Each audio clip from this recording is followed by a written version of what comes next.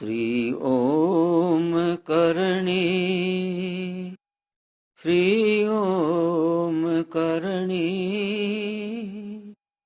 श्री ओम करणी, श्री ओम करणी। नमस्कार। देखिए,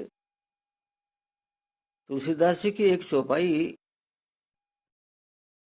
पिछले प्रवचनों में आई है। आज उसी के संबंध में चर्चा करनी है।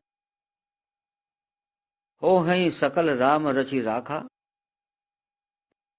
को करी तर्क बढ़ावई शाखा। तुलसीदास जी कहते हैं कि जो कुछ हो रहा है, चाहे व्यक्तिगत जीवन में, चाहे संसार में, वह सब भगवान के सोफिस्टिकेटेड कंप्यूटर में पहले से ही फीड किया हुआ है, वैसा का वैसा ही होता है। और वो केवल एक ब्रह्मांड में नहीं, जितने भी ब्रह्मांड हैं उन सब में वो एक सा ही होता है। फर्क इतना सा ही है कि हरिश्चंद्र का नाटक जैसे कलकत्ता में हो रहा है, जयपुर में हो रहा है, पात्र अलग अलग हैं, तो नाटक तो वो एक ही है। पात्र भिन्नता के कारण से थोड़ा बहुत इधर उधर होता है। तो इसको हम कहते हैं रचि राखा। और इस रचि राखा पर आपका विश्वास भी है। इस पर विश्वास करने की आवश्यकता नहीं है, सब लोग इस पर विश्वास करते हैं। इसका प्रमाण यह है कि बच्चा जब होता है तो कुछ दिनों बाद ही उसकी कुंडली बनवाते हैं, फिर उसका विस्तार करके जन्मपत्री बनवाते हैं। हमारी जिज्ञासा रहती है कि इसका भविष्य कैसा है। तो इसका मतलब यह हुआ कि हमने ये मान लिया कि इसका भविष्य तय है, रचि राखा है। भगवान ने रचना करके तय कर दिया है, विधाता ने रचना करके तय कर दिया है और वही होगा। इसीलिए तो हम जन्मपत्री बनवाते हैं।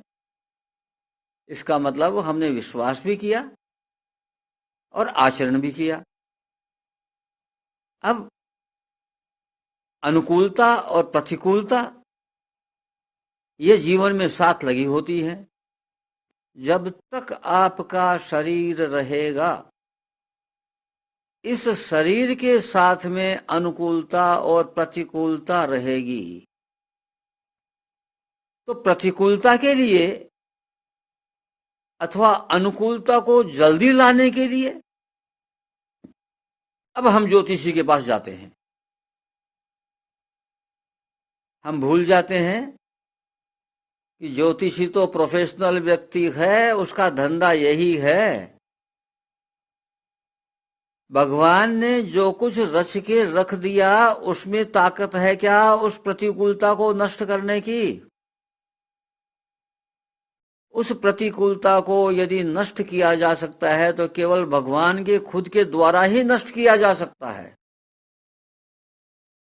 किसी भी ज्योतिषी में ताकत नहीं है।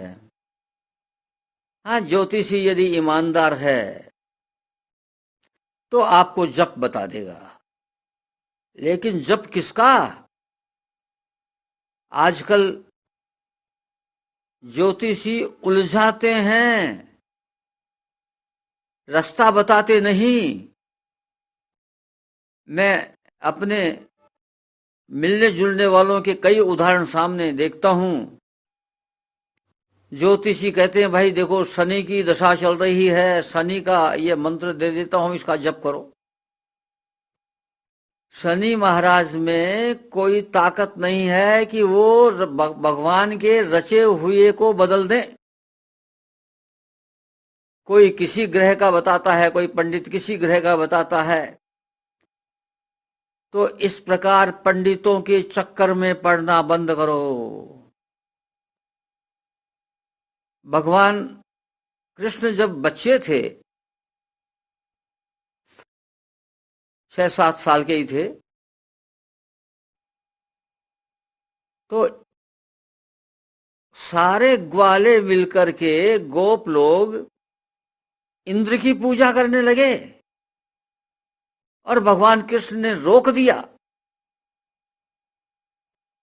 तो यहां देखिए कि भगवान कृष्ण ने क्यों रोका। इसलिए रोका कि अरे किसकी पूजा कर रहे हो भाई, इंद्र के हाथ में कुछ भी नहीं है, आपकी फसल को अच्छी, वो बरसात उसका विभाग है, बरसात करना तो, लेकिन वो आपको धन धान्य खूब देगा, ये उसकी औकात नहीं है।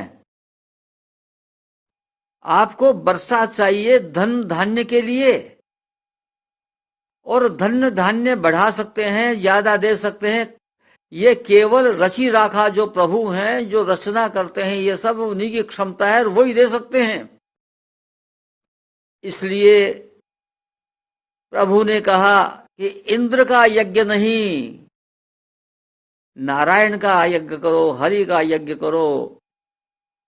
और उन्होंने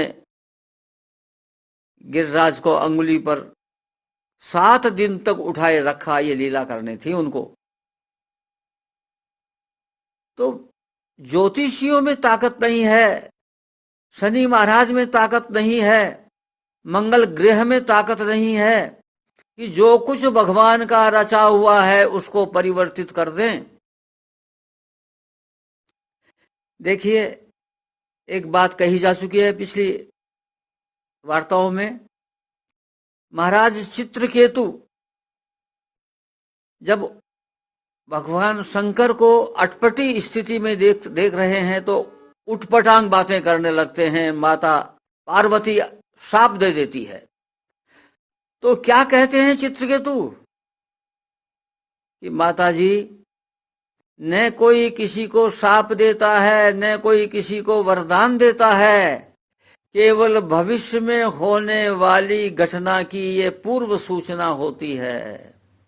यानी वह रची राखा ये तय किया हुआ है पहले से कि भविष्य में चित्रकेतु वृत्रासुर होगा। तो शाप दिलवा दिया माता पार्वती से। इसी प्रकार से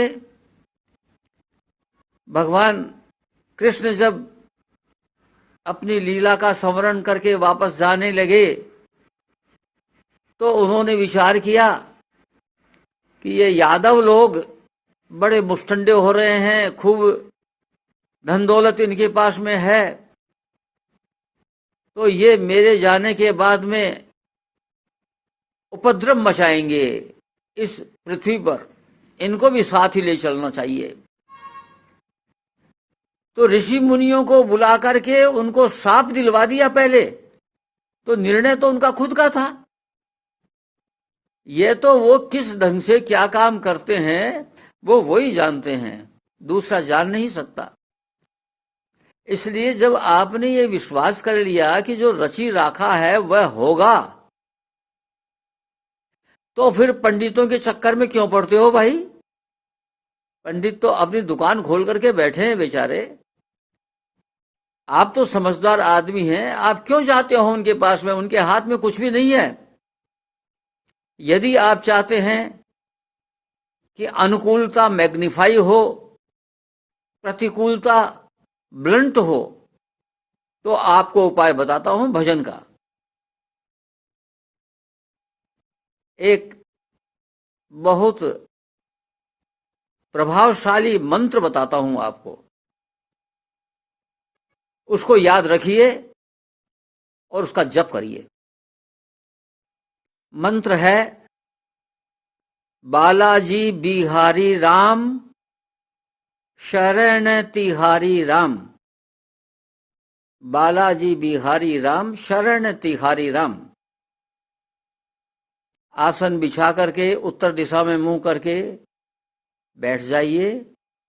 आसन बदलना नहीं है, उसी चाहे वो टाट की बोरी क्यों न हो, उसको समेट के रख दो, वापस उसी पर बैठ जाओ।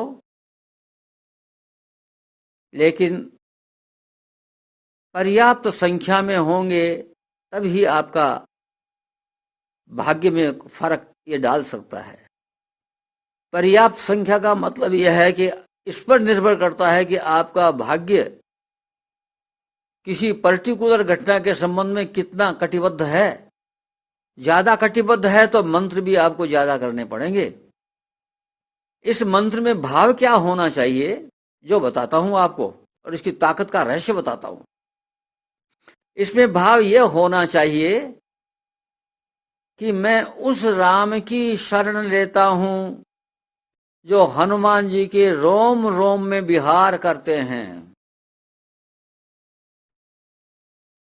तो एक शरीर में 3.5 करोड़ रोमकूप छिद्र होते हैं, और आपने एक दफा कह दिया तो आपने 3.5 करोड़ जगह पर पहुंचा दिया अपनी स्तुति, अपनी बात को। तो इस मंत्र की ये ताकत है, इसलिए यह बहुत प्रभावशाली है। किसी एक महिला के कैंसर था, वो टीचर है, थोड़े दूर के गांव में रोजाना अप डाउन करती है। उसको किसी मेरे साथी ने यह मंत्र बता दिया, भाई इस मंत्र का जाप करो तो कैंसर ठीक हो जाएगा। 5-6 महीने तक उसने जप किया, कैंसर ठीक हुआ नहीं, बढ़ता ही चला गया। उस साथी ने उस महिला से मेरी बात करवाई। मैंने उस महिला से पूछा कि भाई आप कितना जप रोज करती हैं? तो वो बोलती हैं कि मैं 21 बार रोज बोलती हूं। यानी एक माला 108 मंत्रों की होती है, वो भी नहीं, 21 बार। मैंने कहा भाई आप अपने पढ़ाने के स्थान पर किस साधन से जाती हैं? बोले बस में जाती हूं। बस को कितना समय लगता है? बोले 1.25 घंटा लगता है। और बोला मैं बस में ही जप करती हूं। तो मैंने कहा 1.25 घंटे में तुम केवल 21 बार बोली, ये तो इलायची का एक दाना ही नहीं हुआ, और आप चाहते हो कि आपका कैंसर ठीक हो जाए। भाई जप करो तो पीछे पड़ो, जप के जम करके जप करना पड़ता है, तब कई काम होता है। तो इस प्रकार से जप करने वाले भी मेरे सामने आ जाते हैं। तो आपको यह जप बताया है, बहुत ही प्रभावशाली जप है। और ऐसे उदाहरण मेरे सामने हैं। 3 उदाहरण तो मैं ऐसे जानता हूं जो डॉक्टरों ने जवाब दे दिया था, वेंटिलेटर पर चल रहे थे। एक ब्रेन हेमरेज का केस है, एक हार्ट पेशेंट का केस है, और एक केस डिलीवरी में इन्फेक्शन का है। ये तीनों ही मौत के मुंह में जा रहे थे, तीनों बच गए। तो इस मंत्र में ताकत बहुत है। तो यह विश्वास रखो, किसी ज्योतिषी में, पंडित में ये केवल भविष्यवाणी बता सकते हैं कि भविष्य में आपका क्या होने वाला है, सावधान कर सकते हैं, लेकिन जप करो आप केवल प्रभु का और किसी का नहीं। तंत्रों के, तांत्रिकों के चक्कर में नहीं पड़ो, केवल जप के चक्कर में पड़ो। क्योंकि कलयुग के अंदर नाम जप से बढ़कर किसी और चीज में ताकत नहीं है। इसलिए नाम जप करो। बालाजी बिहारी राम शरण ती हरि राम, बालाजी बिहारी राम शरण ती हरि राम, बालाजी बिहारी राम शरण ती हरि राम। होठ नहीं हिलने चाहिए, किसी को पता नहीं चलना चाहिए। कुछ देर तो बैठ के अवश्य करो, और बाकी आप चलते फिरते भी करते रहो।